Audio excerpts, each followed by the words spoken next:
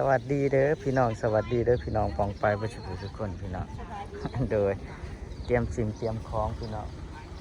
เตรียมสิ่งเตรียมของเตรียมเตรียมงานพี่น้องต้มน้ำข้าวปุ้นไหวพี่น้อง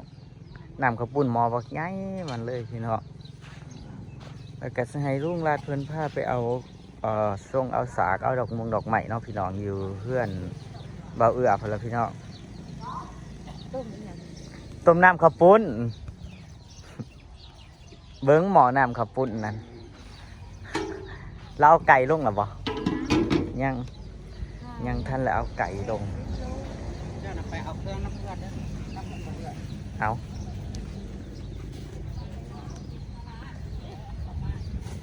ไปกินหมูไทยแต่อะไรนี่หมอนี่ทอนส่วนนั้นนี่ก็ข้าไปขุดมาแต่ลงไปเฮ็ดนั่นน่ะพี่น้องก็ได้หน้าเจ้าของแล้วพี่น้องนี่น้องของเจ้าของบ่ได้ซื้อพี่น้องข้านะท้องมือบ่ทันได้ล่างไม่ทันได้ไปมาล่างโดยนะบ่คายนะมี ญาติพี่น้องมาซอยหลายอยู่หมู่เพื่อนเนาะพี่น้องเนาะตุ่มโฮมกันแต่ว่าเต้นเขาก็ยังบ่ทันละมากางให้พี่น้องเต้นนั่นเอามาตั้งแต่มือคืนนี่พุ่นพี่น้องเต้นนั่นเขายังบ่มากางให้เลยนี่ย่านฝนตกอีกพี่น้องคนมืดอยู่ย่านฝนเทลงมานี่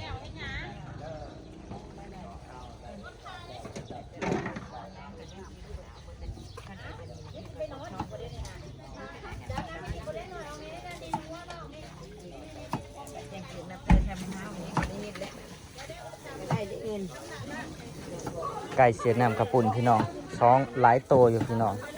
จักโตนะไก่นะเมื่อวานเขาจับไก่หาโตพี่น้องเป็ดกับมีพี่น้องเป็ดเขาจักเขาเสียอะไรกินหมูเพื่อนมากเลยใส่ตีนน้ำแล้วก็ใส่ปลาน้ำพี่น้องเอาปลาผสมกับไก่พี่น้องแซ่บ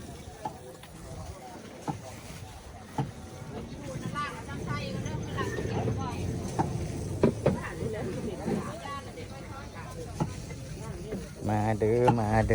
เตรียมงานซอยแน่ใครอยากกินกับปุ่นมาเด้อใครอยากกินลาบซีนกับมาเด้อ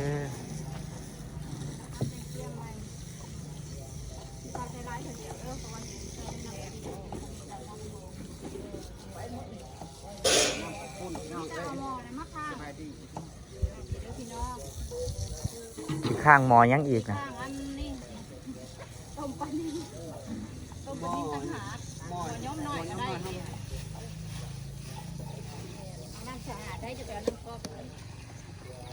ใส่ละหมอยุ่งเอามาเข่า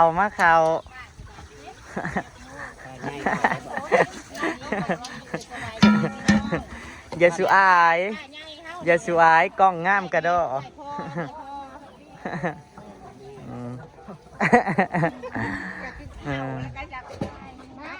เต่าอะไรก็อยากได้แล้ววะ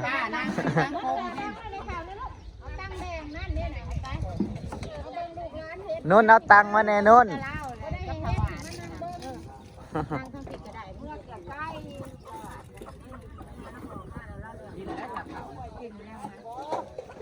เตรียมกันเตรียมงานหาลูกร้านน่ะก็เอิ้นใช้ป้าแน่ยังแต่ลำไยมาทันมาเดียวนี่นะบ่จื้อฮะยังปั่นนะเขาจะมาปั่นนะแน่เฮาบ่พ่อไปปั่นเอาน้ำเลยบ่คะนะอันลำไยเราทะลุมาจังหน่อยใช้อันนุ่นไปเอาตังค์กับบ่ได้มาเอาตังค์มาให้ทาชมไม่ไว้มาก็บ่เห็นผู้ใดเนาะไปเมื่อเด้อเคยไว้โอ้เบิดแล้วก็เหลือแต่ลุงหวาดผู้เดียวเท่านั้นแหละฮะ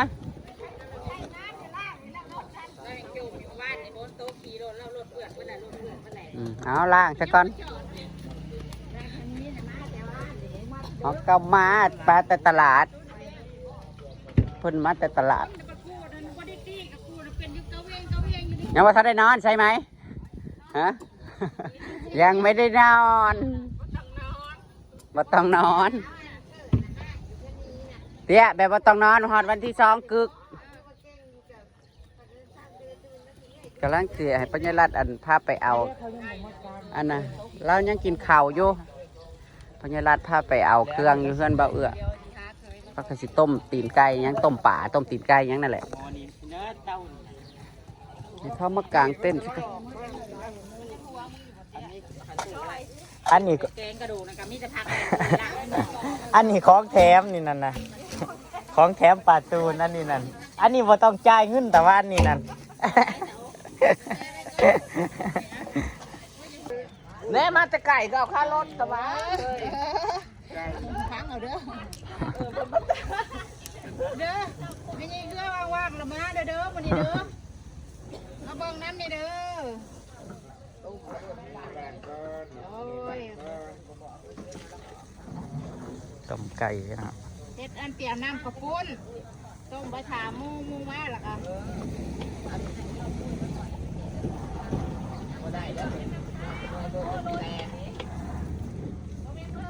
กระทงกะทิอิหยังครบเบิดแล้วแม่นบ่ เอาทำน้ำก่อนทำมันบอกประมาณนี้จะขับแล้ว กระชมนึกได้ไปเอาแต่เช้าแท้ นี่กี้แกลงมานี่กี้เอาลงได้ลูกไปบ้านเป็ดเยอะ มันใช่เราใช่เจ้าอุ้มนะฮันเราใช่เจ้าอุ้มนะอยู่บันได มื้อนี้เฮ็ดเต็มที่เด้อทุกอย่างที่นี่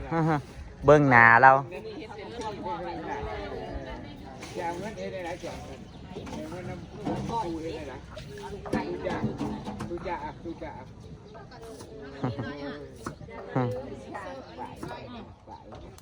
บ่ายเพิ่งอันนั้นมันบ่ง่ายดอกเพราะว่า ทั้งน้ำทั้งเบียร์พี่น้องน้ำเขามาส่งเลยจักแพ็คน้ำแป๊บส่งแป๊บสียังบ่มาเลยพี่น้องมาแต่น้ำแพ็คนี่อันนี้คือน้ำแพ็คน้ำแข็งเขาก็บ่ทันมาส่งพี่น้องเขายังกินเขาอันนี้คือน้ำจักแพ็คหลายแพ็คอยู่พี่น้องส่วนเบียร์ ร้านบอกมามันลงใส่เด้อ สุดงามบ่ส่วนเบียร์2 4 5 6เบียร์6ลังพี่น้องเขามาให้6ลังส่วนอันนั้นน้ำตุกใหญ่เขายังมาส่งบ่ครบเลยพี่น้องที่เขาสั่งนี่คือทั้งน้ำแข็งไปพี่น้องเขาสิไปเอาเครื่องอยู่เพื่อนเบาเอือพี่น้องไปตามไปน้ำกัด น้อยเตรียมบัคโคล่ามาประทับตา จะเหยียบอยู่แข็งอยู่แล้วเนาะ มันแข็งแล้วตื่นมา มันยันเขาบดจือมันนี่มันประทับตาไว้ไปทางคนกรีดนี่สบายบัดนี้ ข้าแมนว่าเห็ดหอดครัวพุ่นเนาะคือสิค่ะ โอ้ยหักตัวหนังสือ เห็ดหอดครัว ข้อเนี่ยจะมันเห็นไหนบ้าง เอา มันซื้อ โทรหาเราเบิ่งล่ะไปมาหอดแล้วพี่น้องมาหอดบานสองเขาแล้วมาเอาทรงเอาสากพี่น้องอยู่ในฮะหันดาเขาหันบอกเอาติ หันก้นเข้าไปทั้งปุ่มปล่อยก้นเขา โอ้มันอยู่ทางพุ่นบ่ มันอย่างไงนี่มันเข้าอะไรสบายดีพี่น้อง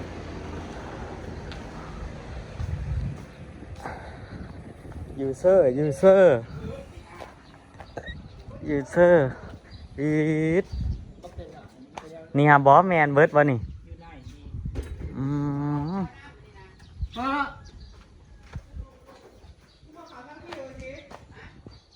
มันบ่ล้ม เบ้าน้ำไว้ให้เขาทั้งนั้นเขาสรุปเขาทั้งใดมันบ่ลมติ อุ้ยหินมันแน่นอยู่แล้วเธอไปขนกำลังเติมเรียน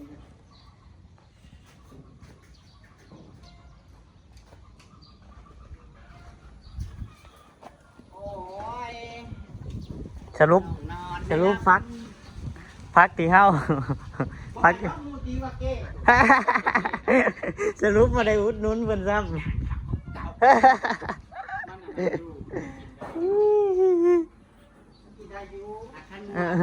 นั่นน่ะก็เอา ขาหมูไห่กะเอาโอ้ ไม่ เฮ้ยละพี่บาให้เบาเอื้อทำให้เต็มที่เลยนะ เดี๋ยวพี่มี พิมพ์ ทำออกมา มีติ๊บให้อยู่ถ้าทำดีนั่นถ้าทำไม่ดีก็ได้เท่าเดิม ถ้าอย่างนั้นก็คงแดงก็ได้อยู่นะ เอ้ย มัน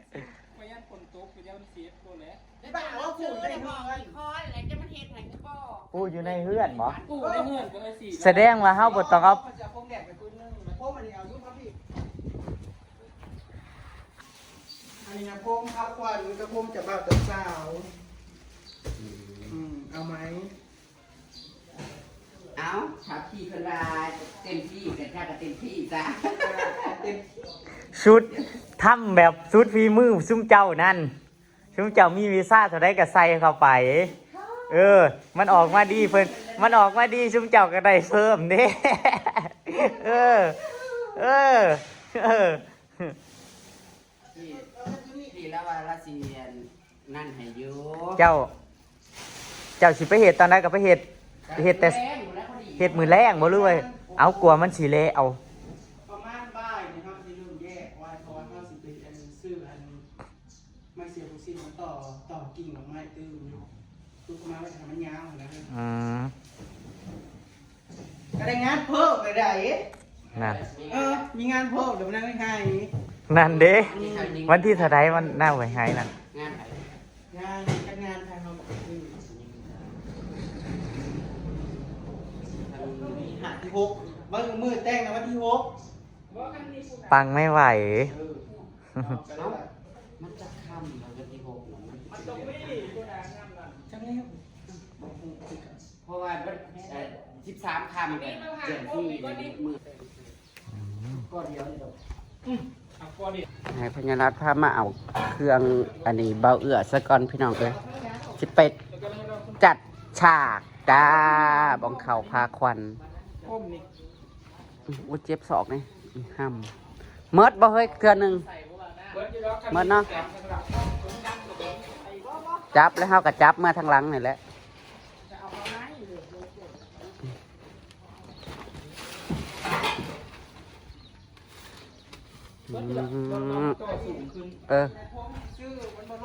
ครับมีจับมาช้องอันให้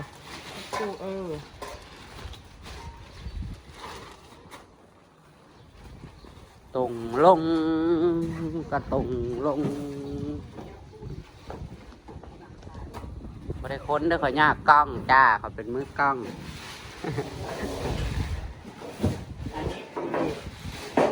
ที่ตั้งลูก ข้ามั่งข้ามั่งก็ได้อันยังบ่ได้กัน เบิ้งเซตหาแม่นางก็ถ่าผูกขูดบอกข้าวอยู่เด้อวันแม่นางตุยว่าเนี่ยให้ถ่ากินอันโอเป็ดกับบ่ถ่ามือไปไป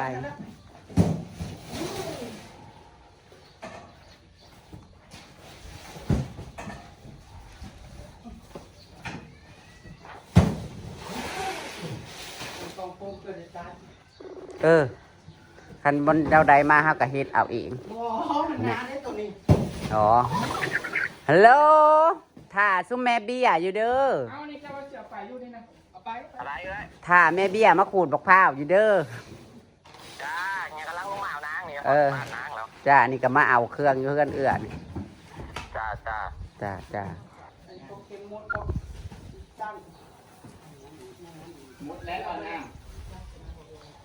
ยังแต่ตอนนี้เนี่ยกระเบิดเลยดิบ่ลงดอกบ่ตกดอก ไม้บ่ลายเลยพี่น้องเอ้ย เฮาดอกไม้เฮา เงินลงทุน ดอกไม้เฮาใส่แต่ในอันนั้นก็นั่นแหละ เฉพาะลงทุนเนี่ยเห็นจำนี่กับเบิร์ดจำมือถูกอันนี้นะ ทุกอย่างต้องมีการลงทุนกา ถ้ากาสิไปส่งดอกไม้จะเกิดและสิไปน้ำหนัก โอเคนี่ก็กำลังเตรียมเฮ็ดน้ำกระป่นข้าวปาดอยู่เพื่อนก็ได้ พ่อก็จังไปซื้อไอ้วันคืมพวกไอ้พวกเทปพวกพานพวกยังแรกมันก็ต้องมี มันบ่ตกดอกเนาะหั่นน่ะกะมันมีช่องเล็กอ่ะ ยืนผู้หนึ่งข้างหลังผู้หนึ่งก็ได้ เอาบ่มาสิยืนเขา เอาไปยันกล้องบัด สิ่งส่งของเพิ่นพี่น้องเพิ่นสิตามไปน้ำหลังพี่น้ มั อน ง ยากอันนั้นมันก็เลยเป็นวงก็เลยได้เวลา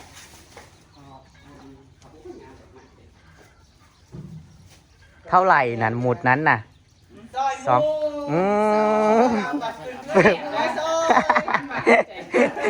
โดยมีเพื่อนที่ดีมาก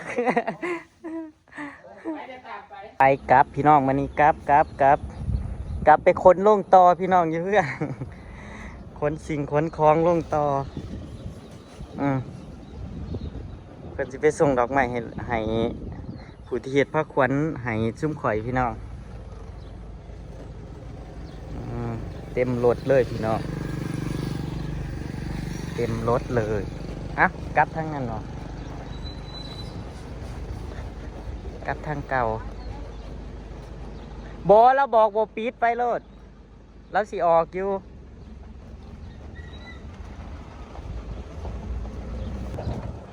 อากาศดีดีพี่น้อง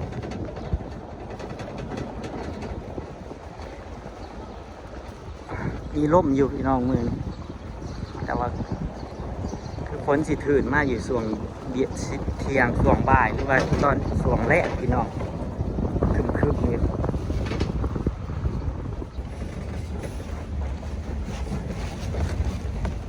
ปอดเราพี่น้องมาคนลงต่อวันนี้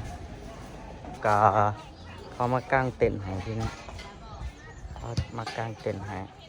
มาเบิ่งว่านั่งสิลงทางใดแน่พี่น้องสนใจเต็นท์สิได้กางทางนี้เบิดเพราะฝนมันสิมาได้พี่น้องถ้าฝนมันเละเอาก็สิได้กางทางนี้ล่ะพี่น้อง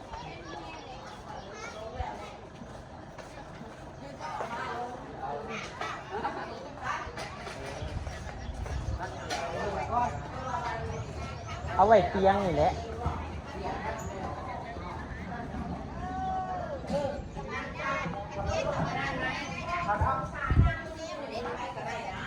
ไปพี่น้อง